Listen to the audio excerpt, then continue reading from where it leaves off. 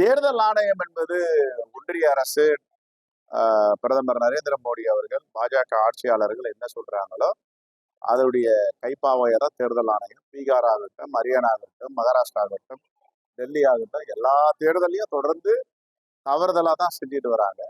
ஆகையால இதை உச்ச நீதிமன்றத்தில் தான் அணுகணும். இது நீண்ட நெடிய நாட்கள் இப்படி செய்வதை மக்கள் அனுமதிக்க மாட்டார்கள். மக்களுக்கும் ஒரு எழுச்சி வந்திருக்கிறது. ஆகையால் இதையெல்லாம் கைவிட வேண்டும். குறுக்கு வழியில் வெற்றி பெறுவதை பாஜக கைவிட வேண்டும். பாஜக இல்லாமல் எந்த அரசியலும் இருக்கக்கூடாதுன்னு நினைக்கிறார்கள். இன்று செங்கோட்டையன் விஜயோடு சேர்ந்ததாகட்டும், அவர்கள் இயக்குகின்ற அரசியல் அமைப்புகள் ஆகட்டும் என்னென்ன செய்து கொண்டிருக்கிறார்கள் என்பதை மக்கள் கூர்ந்து கவனித்துக் கொண்டிருக்கிறார்கள். இந்த அரசியல் நீண்ட நெடிய நாட்களுக்கு நீடிக்காது.